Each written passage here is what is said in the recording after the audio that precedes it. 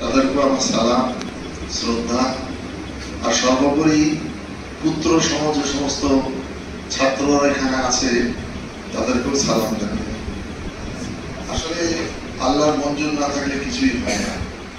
আজকে যেখানে আসবো, এখানে নামাজ পড়বো, এটা নিশ্চিত আল্লাহ লৌহ মাহফুজে লিপিবদ্ধ করে রেখেছিলেন, তাই এটা আজকে কার্যকরী হলো ইনশাআল্লাহ। ফলে যারা ছাত্র তাদেরকে একটা কথা বলবো, দেখো ভাগ্যের মালিক আল্লাহ।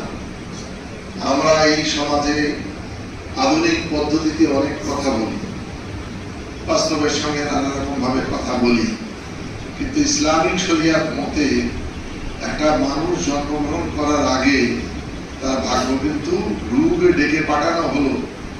শরীরে প্রবেশ করার আগে রূপ কাছে জিজ্ঞাসা করলো, তোমার চাওয়া পাওয়া হলো। আমি ভুল বললে অবশ্যই মাফ করবেন, কেন?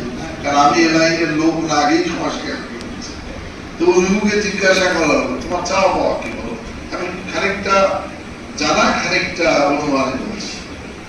তো রূপ বললো, এক এক রূপ এক এক রকম চাহিদা আছে। তো রূপ বলে দিল, সেটা কিন্তু আল্লাহর মঞ্জুর হয়ে গেল, লৌহ মাহফুজে লেখা হলো। এই মানুষের জন্ম থেকে মৃত্যু পর্যন্ত ওটাই কিন্তু লৌহ মাহফুজে থাকবে এবং ওটাই কিন্তু কার্যকরী হবে। এক্সেপশন জেনারেলি হয় না, মানে ব্যতিক্রম হয় না। যদি আল্লাহর বিশেষ হলি, আল্লাহর কোন মহান বান্দার যদি কোনো বিশেষ আরতি না থাকে, তাহলে সচরাচর ওটি হয় না, যদি আমি ভুল না বলে থাকি। প্রথমত এসে ভালো লেগেছে দুটো কারণে, বলছি তিনটে কারণ। আসতে পেরেছি, একটা মজলি এসে আসতে পেরেছি। জীবনে তো বহু খারাপ কাজ করে যাচ্ছে, 1 মিনিটের জন্য হলো, 2 মিনিটের জন্য হলো এখানে আসতে পারাটা একটা সৌভাগ্যের ব্যাপার, নসিবের ব্যাপার। তো মাওলানা সাহেবদের অবদান ওনারাই জোর করে মানে একরকম বলেছেন, আমরা এসেছি। এটা কি বলবো, আল্লাহ আমাদেরকে ভালো করুন। দ্বিতীয় কথা, মাগরিবের নামাজ পড়লাম। আমি তো জেনারেল লাইনে শিক্ষিত, আমি কিন্তু আরবি লাইনে আমার কোনো শিক্ষা নেই। একবার 9-10 শুধু একটু আরবি পড়েছিলাম, ওই 100 নাম্বার, এছাড়া আমার নেই। তো কথা হলো, এই ছেলেটি যে আমাদের নামাজ পড়ালো, এই প্রথম যে কেরাতটা বললো, খুবই মধুর কেরাত। এটা অনুধাবন করতে হবে আমাদের, শুধু মুখস্থ করে নয়, এটাকে অনুধাবন করতে হবে। এটা সূরা তাওবার মধ্যে আছে, তার লাস্ট অংশ, সূরা তাওবার লাস্ট অংশ। সুতরাং এইটাকেও যদি আমরা অনুধাবন করে আমাদের জীবনে চলতে পারি, এটা বিরাট বড় ফজিলত পাওয়া যাবে। আর যে ছেলেটি এখানে আমাদের স্পেশাল একটা কেরাত শোনালো, তো আল্লাহ কি, আল্লাহ কি, সেটাই ওই কেরাতে বলা হয়েছে। হু আল্লাহুল্লাযী লা ইলাহা, এটা সূরা হাশরের মধ্যে আছে, তাই তো? ভুল বলছি না তো? তোমরা তো আমার থেকে বেশি জানো নিশ্চিত সবাই, তোমরা এই লাইনের লোক। হাফেজ সাহেব আছে। তাহলে এইটাতে আল্লাহর ডেফিনেশন দেওয়া হয়েছে, আল্লাহ কি। যারা আল্লাহ কে বা কি এটা যারা বুঝতে শিখবে, এই জগৎটা তাদের পরায়ত্ত হবে, মানে কি মুঠোর মধ্যে আসবে। এই পৃথিবীটা এখন দেখেছো একটা অ্যান্ড্রয়েড ফোনের মধ্যে এসে গিয়েছে। তুমি ওই ফোনে যা জিজ্ঞাসা করবে ও সব বলে দেবে। একটা শোনো, গল্প বলছি তোমাদের সঙ্গে ছোট্ট করে। আমি সম্প্রতি দিল্লি গিয়েছিলাম, তারপর আবার ফিরে এসে আবার কিছুদিন পর মাদ্রাজ গিয়েছিলাম। আমার ইচ্ছা নামাজ পড়বো। এবার নামাজ যে আমি পড়বো, তার ওখানে কটায় মাগরিব হবে? আমাদের এখানে 6:29-30 এখন মাগরিব। তুমি যদি এখন বোম্বে যাও, তারও 1 ঘন্টা 25 মিনিট পরে তোমার মাগরিব আসবে, রাতে আসবে না। বুঝতে পারলে? হজ পাকে গিয়েছি আমরা, যখন ওখানে হলো এখানে যখন ওখানে যখন আমরা এশান, মানে এইরকম মাগরিব আর এশা, মানে এখানে একরকম মাগরিব, ওখানে হয়তো এশা, কি ওখানে এশা এখানে মাগরিব। অর্থাৎ তুমি পৃথিবীতে যত ঘুরবে তত তোমার সময়ের একটা আবর্তন আসবে। আমি দিল্লিতে নামাজ পড়বো, মাগরিব কোথায়? আমি দিল্লি থেকে যাচ্ছি আজমিরের দিকে না কোন দিকে যাচ্ছি, এবার আমি দেখছি বেলাটা অস্তমিত যাচ্ছে, আমি তো টাইম নির্ধারণ করতে পারছি না, তাহলে আমার মাগরিবের নামাজ হবে কি করে? আমি মোবাইলে গুগল বার করলাম, তোমরা জানো আমাদের থেকে এখন এক্সপার্ট। গুগলে বললাম যে what is the time of সালাত প্রেয়ার অফ মাগরিব, মাগরিবের নামাজের সময় কটা? ও আমাকে সঙ্গে সঙ্গে অ্যান্সার দিচ্ছে। প্রথম একটা অ্যান্সার দিলে আমার সন্দেহ হলো, কনফিউশন হলো, সূর্যের দিকে তাকাচ্ছি, আবার রিপিট করে ঘুরিয়ে টুরিয়ে জিজ্ঞাসা করলাম, ও আমাকে বললো, পরে দেখলাম এক্সাক্ট টাইম তাই। এবার আজমির শরীফ বা ট্রেনে যখন আছি, অন্য কোথায় আছি, তো ওখানে জিজ্ঞাসা করলেও আমার উত্তর দিচ্ছে।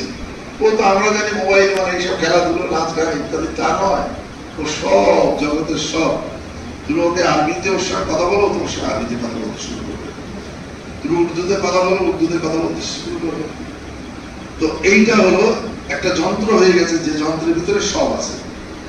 এই যে তোমরা কোরআন শরীফকে রপ্ত করে মাথার মধ্যে নিয়ে নিচ্ছ, হাদিস শরীফকে রপ্ত করে মাথার মধ্যে নিয়ে নিচ্ছ, মানে গোটা পৃথিবীটা কিন্তু তোমার মস্তিষ্কের মধ্যে চলে আসলো, শুধু তোমার প্রয়োগটাই। এই যাদের মাথায় এটা ঢুকে গেছে, যারা এটা নিতে পেরেছে, তাদের কিন্তু এই জগতে কেউ নেই রোধ করার, দাঁড়াও বলার লোক নেই। তারা দুর্বার গতিতে গিয়ে চলবে, দুর্বার গতিতে।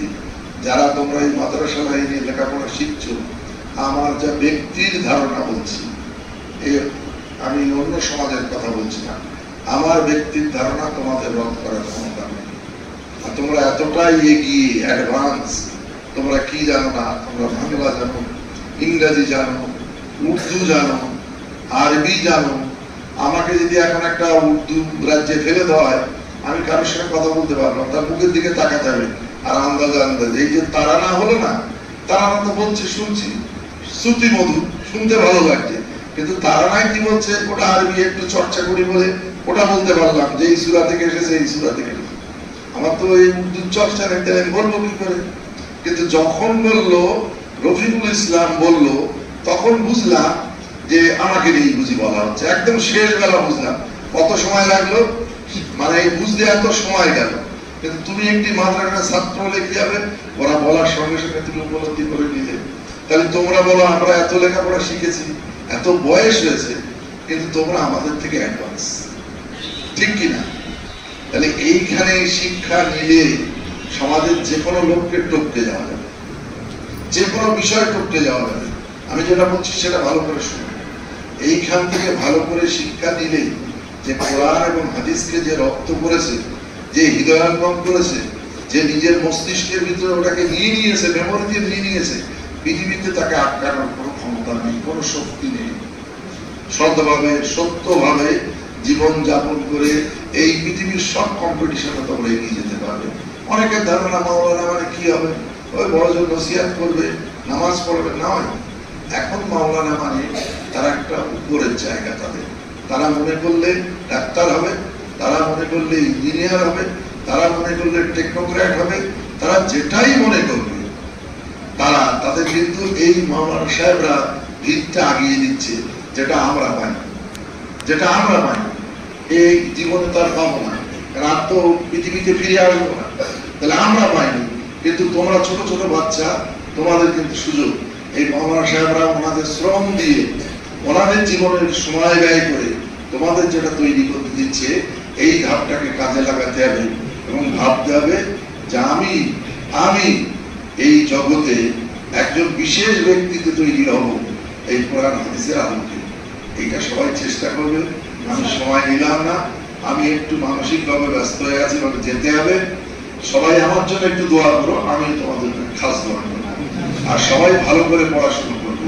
আমি যেন শুনি জীবদ্দশাতেই যে তোমরা কেউ খুব ভালো জায়গায় গিয়েছো, তাহলে কিন্তু এখানে আসাটাই সার্থক হবে। সবাই ভালো করে পড়াশোনা করবে তো? ঠিক আছে, একটু দোয়া করবো, আমিও তোমাদের জন্য দোয়া করবো।